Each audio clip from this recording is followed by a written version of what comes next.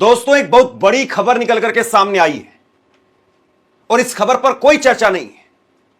विजय माल्या, उसका 4 घंटे का पॉडकास्ट आया है। और दूसरी बड़ी बात यह है, इस खबर पर मैं ज्यादा बात करूं और विजय माल्या ने जो कुछ कहा है उस पर बताऊं, उससे पहले यह बात समझ लीजिए कि जिसने यह पॉडकास्ट किया है विजय माल्या का, उसका नाम राज समानी है। और राज समानी को कोई कांग्रेसी, पाकिस्तानी, खालिस्तानी, देशद्रोही घोषित करे उससे पहले इस बात को जान लीजिए कि राज समानी वो शख्स है जब 2024 से पहले नरेंद्र मोदी ने सोशल मीडिया इन्फ्लुएंसर को जब बुलाया, दिल्ली में उनको सम्मानित किया, उस वक्त में प्रधानमंत्री नरेंद्र मोदी को मंच पर बुलाने वाला शख्स यही राज समानी था। उस प्रोग्राम की होस्टिंग करने वाला शख्स यही राज समानी था। और आज राज समानी ने 4 घंटे का पॉडकास्ट किया है विजय माल्या का। और विजय माल्या ने यहां पर एक बहुत बड़ा खुलासा किया है। विजय माल्या ने कहा है कि मैं मोदी सरकार के मंत्री, तत्कालीन मंत्री, फाइनेंस मिनिस्टर अरुण जेटली को बता करके गया था कि मैं लंदन जा रहा हूं। तो सवाल इस बात का है दोस्तों कि राहुल गांधी, पूरा विपक्ष और बहुत सारे नेता लगातार इस बात को कहते रहे कि आपने विजय माल्या को रोका क्यों नहीं। और विजय माल्या जब लंदन जा रहा था, जब अरुण जेटली से बात कर रहा था, तो आप जो है उस पर एक्शन क्यों नहीं ले रहे थे। राहुल गांधी ने 2018 में एक प्रेस कॉन्फ्रेंस की थी और कांग्रेस के एक सांसद पीएल पुनिया को लेकर के आए थे। पीएल पुनिया कांग्रेस के सांसद वो शख्स हैं जिन्होंने संसद के अंदर अरुण जेटली और विजय माल्या को एक साथ बातचीत करते हुए देखा था। वो प्रेस कॉन्फ्रेंस का हिस्सा भी मैं आपको सुनाने वाला हूं, 2018 का, 7 साल पहले। विजय माल्या डंके की चोट पर इस बात को कहता है, कई सारे डॉक्यूमेंट्स दिखा रहा है।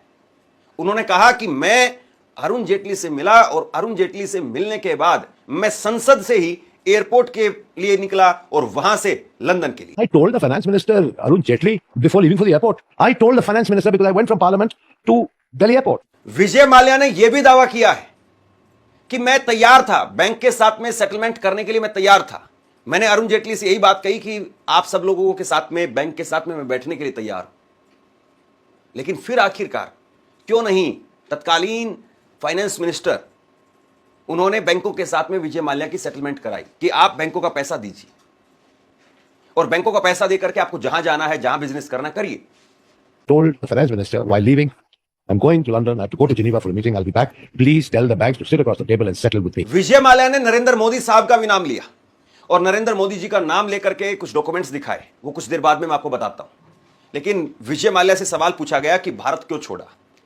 विजय माल्या को भगोड़ा का टैग मिला, इस पर क्या कहेंगे। तो जवाब आया कि 2 मार्च 2016 को जिनेवा में एफआईए मीटिंग के लिए लंदन जा रहा था। मैंने अरुण जेटली को बताया कि मैं जा रहा हूं, सेटलमेंट की बात करूंगा, पासपोर्ट रद्द होने से मैं लंदन में ही अटक गया। मैं भगोड़ा नहीं हूं, यह कोई एस्केप प्लान नहीं था, मुझे चोर कहना गलत है।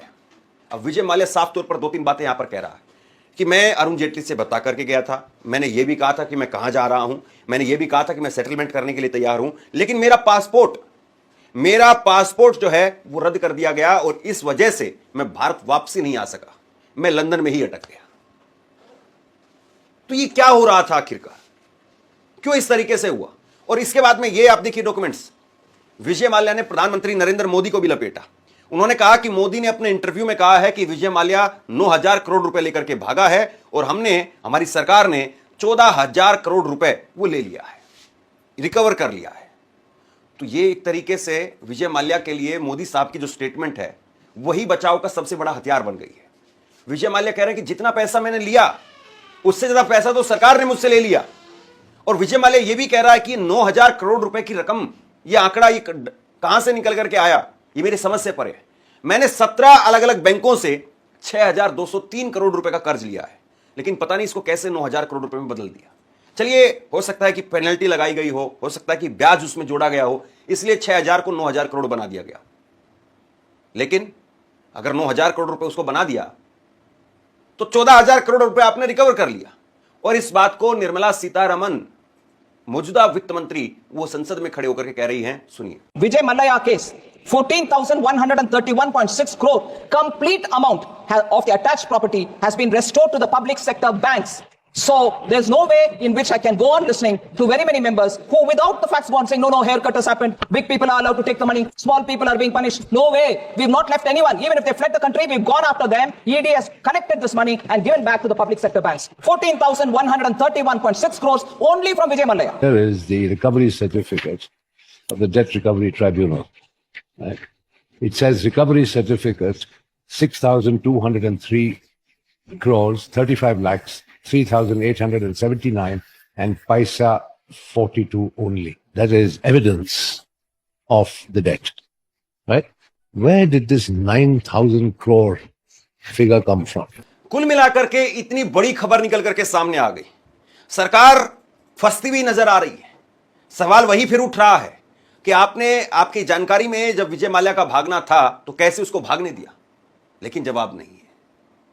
कांग्रेस ने एक प्रेस कॉन्फ्रेंस की थी, राहुल गांधी ने प्रेस कॉन्फ्रेंस की थी और उस प्रेस कॉन्फ्रेंस में राहुल गांधी थे और उनके साथ में अशोक गहलोत, पीएल पुनिया और रणदीप सिंह सुरजेवाला।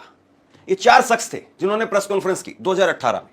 पीएल पुनिया ने आज वो प्रेस कॉन्फ्रेंस का हिस्सा शेयर किया और लिखा कि 1 मार्च 2016 को बजट सत्र को मैं संसद के सेंट्रल हॉल में बैठा था, तभी मैंने देखा कि विजय माल्या और अरुण जेटली एक कोने में